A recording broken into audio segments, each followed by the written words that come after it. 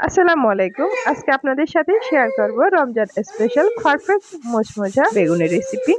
আশা করি আমার আজকের রেসিপি আপনাদের অনেক বেশি ভালো লাগবে। আপনারা যদি প্রতিটা টিপস এবং ট্রিক্স ফলো করে এই বেগুনিগুলা বানান তাহলে প্রথমবারে আপনাদের বেগুনিগুলা হবে একদম ফুলকো পারফেক্ট মুচমুচা। 2-3 ঘন্টা রাখার পরেও একদম মুচমুচা থাকবে। নফে বেগুনের রেসিপি যারা নতুন রাঁধুনি তারাও প্রথমবারে খুব পারফেক্ট ভাবে এরকম বেগুনি বানাতে পারবে। তো চলুন দেখে নিই। এর জন্য আমি বেগুন নিয়ে নিয়েছি।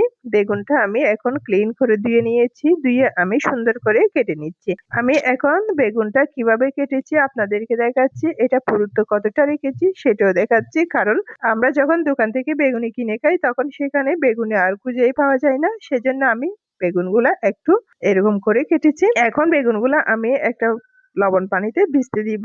এই জন্য আমি একটা বাটির মধ্যে কিছু পরিমাণ লবণ দিয়ে একটু করে পানি দিয়ে আমি মিক্স করে নিচ্ছি। এখন মিক্স করে নেওয়া হয়ে গেছে। এর মধ্যে আমি বেগুনগুলা দিয়ে 5-10 মিনিট ভিজিয়ে রাখবো। ভিজিয়ে রাখার মেইন কারণ হচ্ছে বেগুনের যে কালো কষ থাকে সেটা বের হয়ে যাওয়ার জন্য। 5-10 মিনিট ভিজানোর পর এটা আমি টিস্যু দিয়ে ভালো করে মুছে নিব। তো এখন আমি বেগুনের ব্যাটারটা রেডি করার জন্য চলে এসেছি। এর জন্য আমি 1 কাপ পরিমাণ বেসন নিয়েছি। বেসনটাকে আমি আগে থেকে ভালো করে ছেলে নিয়েছি।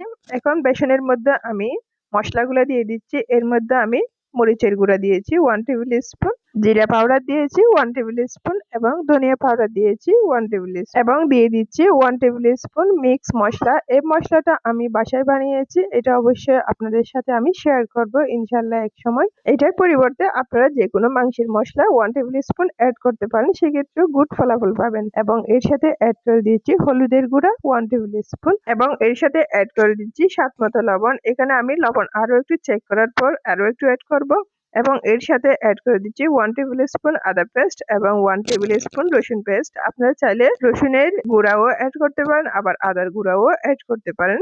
এখন সবকিছু দেওয়ার পর আমি হ্যান্ড উইচ দিয়ে ভালো করে এটা মিশিয়ে নিচ্ছি এবং অল্প অল্প পানি দিয়ে আমি একটা ডো রেডি করে নিচ্ছি।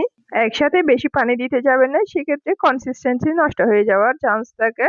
পারফেক্ট কনসিস্টেন্সি করার জন্য আপনাদেরকে অবশ্যই আস্তে ধীরে বুঝে পানি দিতে হবে অল্প অল্প করে। এখন অল্প অল্প পানি দিয়ে এটা আমি হ্যান্ড উইচ দিয়ে ভালো করে মিশিয়ে ডোটা রেডি করে নিচ্ছি। ডোটা যখন এই পর্যায়ে এসেছে এখন এর মধ্যে আমি 2 টেবিল স্পুন কর্নফ্লাওয়ার অ্যাড করে দিচ্ছি এবং অ্যাড করে দিচ্ছি 1/2 টেবিল স্পুন বেকিং পাউডার। এখন সব উপকরণ দিয়ে আমি পারফেক্ট ভাবে ব্যাটারটা রেডি করে নিব। ব্যাটারটা যদি পারফেক্ট হয় সেক্ষেত্রে বেগুনিগুলো মুচমুচে হবে, ফুলকো হবে। আপনারা চাইলে কর্নফ্লাওয়ারের পরিবর্তে চালের গুঁড়াও ব্যবহার করতে পারেন। আপনাদের সাথে কথা বলতে বলতে বেগুনির ডোটা পারফেক্ট হয়ে গেছে। আমি পারফেক্ট ভাবে বেগুনির ডোটা রেডি করেছি। এর মধ্যে একটা আঙ্গুল দিয়ে আমি কুট করে নিয়েছি। কুট করে নেওয়ার পর ঝেড়ে নিচ্ছি, তারপরে এটা রয়ে যাচ্ছে। এটা হচ্ছে গুড সাইন। এখন আমি একটা একটা করে বেগুনি এভাবে কুট করে তেলের মধ্যে ছেড়ে বেগুনিগুলো রেডি করে নিব।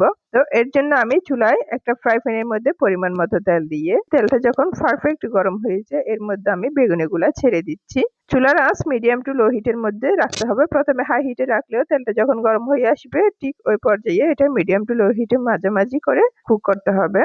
না হয় বেগুনির কালারটা পুড়ে যাবে, বেগুনির কালার নষ্ট হয়ে যাবে। ভিতর থেকে বেগুনি পারফেক্ট ভাবে কুক হবে না, বাট উপর থেকে কালারটা নষ্ট হয়ে পুড়ে যাবে। বেগুনিগুলো কতটা পারফেক্ট ভাবে ফুলেছে অবশ্যই আপনারা দেখতেছেন। এভাবে আমি সব বেগুনিগুলো ভালো করে কুক করে নিব। কুক করে আপনাদের কাছে আমি ফাইনাল লুক নিয়ে আসতেছি। এখন সব বেগুনি কুক করে নেওয়া হয়ে গেছে। একটা বেগুনি হাতে নিয়ে আমি আপনাদেরকে দেখাচ্ছি কতটা মুচমুচা হয়েছে। আওয়াজটা জাস্ট আপনাদেরকে শোনাচ্ছি, একদম পারফেক্ট।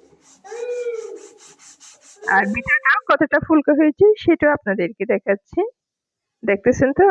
মাশাআল্লাহ অনেক বেশি ফুলকো হয়েছে, অনেক বেশি সুন্দর হয়েছে। আশা করি আমার আজকের রেসিপি আপনাদের অনেক বেশি ভালো লেগেছে। যদি ভালো লাগে অবশ্যই একটা লাইক দিবেন, আমার চ্যানেলটা সাবস্ক্রাইব করে দিবেন। সবাই সবার জন্য দোয়া করবেন। আসসালামু আলাইকুম।